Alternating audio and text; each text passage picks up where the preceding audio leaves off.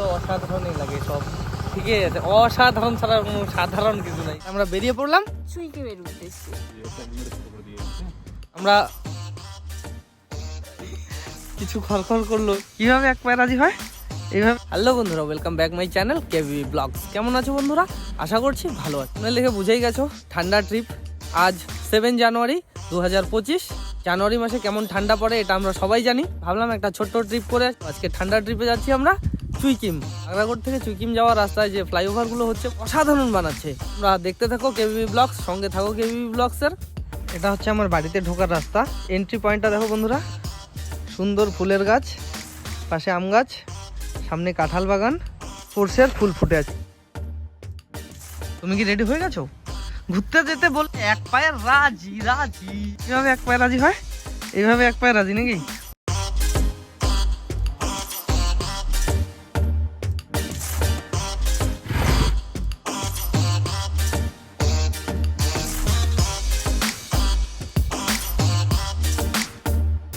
আমরা বেরিয়ে পড়লাম সুইকিমের উদ্দেশ্যে। শাবাশ, এরকম অ্যাসিস্ট্যান্টের দরকার।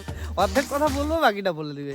ওয়েদারটা দারুণ বন্ধুরা, সাধারণ ঠান্ডা। বল সত্যি কথা, কেমন ঠান্ডাটা কেমন? সেই ঠান্ডা আজকে। টুকু রাস্তা আসতে আমাকে 10 বার বলে ফেললে এত ঠান্ডা কি পড়ে নাকি? হ্যাঁ বন্ধুরা, সত্যিই ঠান্ডাটা একটু বেশি। বিশাল বড় ফরেস্ট আছে। বৈকুণ্ঠপুর ফরেস্টের কথাই ও বলছে। দিনের বেলা বেরোয়। আমরা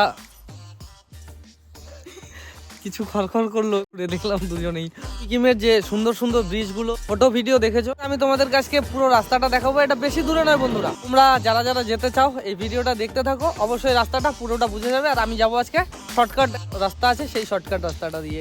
ক্রান্তি ওদলাবাড়ি রোড ধরে ফরেস্ট পার করে আমরা পৌঁছে গেলাম ওদলাবাড়িতে। এখন ওদলাবাড়ি থেকে বাঁ দিকে গিয়ে আমরা চলে আসলাম খিস নদীর ওপরে। ঘিস নদী থেকে বালি নিয়ে যাওয়া হচ্ছে, ডান দিকে রেল লাইন, সুন্দর একটা মনোরম পরিবেশ, তার মধ্যে দিয়ে প্রকৃতির অসাধারণ সৌন্দর্যকে উপভোগ করতে করতে ঘিস নদী ব্রিজ পার করে ডান দিক দিয়ে চলে গেলাম সেই নদীর বেডের ওপর দিয়ে। সামনে আসছিল ট্রেন। ছোটবেলায় ট্রেন দেখে টাটা দেওয়ার অভ্যেসটা আমার ভালোই ছিল, আজও সেই কাজটা করে ফেললাম। আর সাথে সাথে সিগন্যালটাও আমাকে দিয়ে দিল, বেশ মনটা খুশি হয়ে গেল। এরপরেই পেয়ে গেলাম চুইকিমের সেই ঝা চকচকে সুন্দর একটি ফাঁকা রাস্তা, যেটা দেখে বাইকের স্পিড টেস্ট না করে আমি আর থাকতে পারলাম না।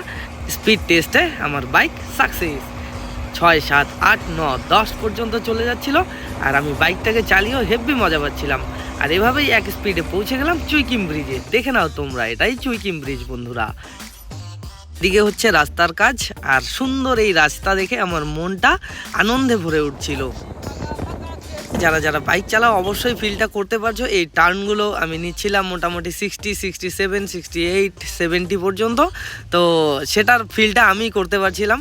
যাই হোক, তোমরা দেখতে থাকো, মজা নাও ভিডিওর, আর আমি মজা নিচ্ছি বন্ধুরা এখানে রাইড করতে করতে। আমি রাস্তার দুপাশে দেখছিলাম অসংখ্য টুরিস্টরা এখানে এসেছে। যাই হোক, তারাও মজা নিচ্ছিল, আমিও মজা নিচ্ছিলাম। তোমরাও মজা নিতে থাকো, আর যত তাড়াতাড়ি পারো অবশ্যই চলে আসো বন্ধুরা। খুব সুন্দর একটা জায়গা তৈরি করা হয়েছে, যেখানে পাহাড়, নদী, রাস্তা, প্রকৃতির অপরূপ সৌন্দর্যকে এখানে আমরা অনুভব করতে পারবো, ফিল করতে পারবো। তো দেরি করুন অবশ্যই। আর এভাবেই আমরা চলে এলাম চুইকিম ব্রিজের একদমই কাছে। পৌঁছে গেলাম চুইকিম ব্রিজে। এই যে আমার পেছনে দেখতে পাচ্ছ, তো ওদিক থেকে এই পাশে একটা দারুণ ভিউ দেখতে পাচ্ছি আমি। এই ছিল চুইকিম ব্রিজে আসার রাস্তা। হেব্বি লেগেছে বন্ধুরা আমার রাস্তাটা। বাইক চালিয়ে যা মজা পেলাম না, তার মধ্যে করে সেই ঠান্ডায় কাঁপছিলাম, বলবো অসাম প্লেস, অসাম। যাই হোক, তোমরা চলে এসো একদিন ফাঁকা টাইম করে সবাই। আর গাড়িটা তো হেভি মজা বললাম চালিয়ে এইসব রোডে। ও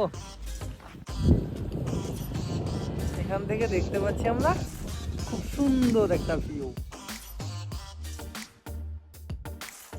এই হচ্ছে চুইকিম ব্রিজের ফাইনাল লুক বন্ধুরা, যেটা আগে কোনোদিন দেখিনি, এটাই প্রথমবার আমি দেখে খুশি হয়ে গেলাম। তোমাদের কেমন লাগলো অবশ্যই কমেন্টে জানিও বন্ধুরা।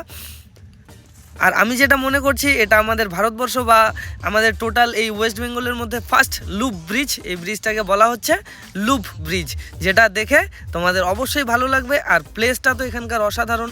পাহাড় তো তোমরা জানোই, সবার পছন্দ পাহাড়। তো বন্ধুরা দেরি করো না, আর অবশ্যই চলে আসো তাড়াতাড়ি।